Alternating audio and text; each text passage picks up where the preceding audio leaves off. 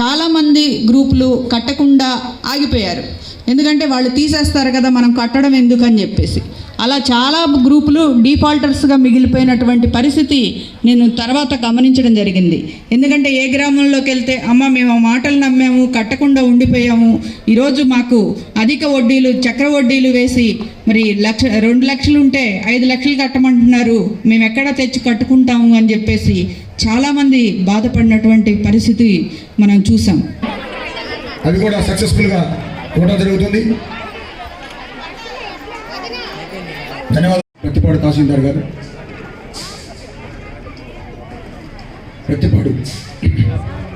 ప్రతిపాడు కావాలంటే మేము కూడా మీకు ముందుండి గ్రామీణాభివృద్ధిలో పాలు పంచుకుంటామని హామీ ఇస్తూ మిమ్మల్ని ఈ సత్కారాన్ని ఆమోదించవలసిందిగా.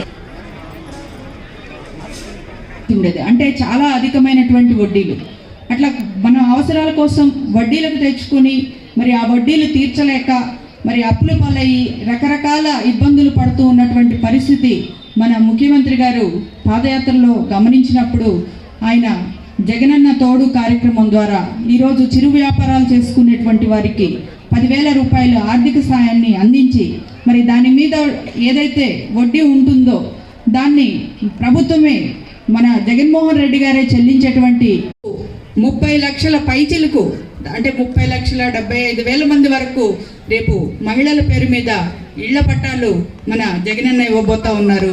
ఆ కార్యక్రమం మరి నభూతో నా భవిష్యత్ అని చెప్పుకోవచ్చు. ఎందుకంటే మన ఇక్కడ చాలామంది ఉండుంటారు, అమ్మ మాకు ఇళ్ల స్థలం లేదు, ఒక్క స్థలం ఇప్పించండి అని చాలాసార్లు చాలామంది అడిగినటువంటి దాఖలాలు ఉన్నాయి. కానీ ఒక శాసనసభ్యులుగా మేమెవరం గట్టిగా చెప్పలేకపోయేవాళ్ళం, మీకు స్థలం ఇస్తామని. ఉంటే ప్రభుత్వ భూమిలో ఇప్పించాలి, లేదంటే ప్రభుత్వం కొనుగోలు చేసి ఇవ్వాలి. కానీ అక్కడ ఉన్నటువంటి మార్కెట్ వాల్యూ ప్రకారం కొనాలంటే ఒక్కొక్క ఎకరం 50 లక్షలు, 1 కోటి రూపాయలు ఉన్నటువంటి పరిస్థితులు కూడా ఉన్నాయి. మరి 1 కోటి రూపాయల్లో ప్రభుత్వం చెల్లించి ఇవ్వాలంటే గతంలో ఎవ్వరూ కూడా ఆ సాహసం చేయలే. మరి దాదాపు ప్రతిపాడు తహసీల్దార్ గారు.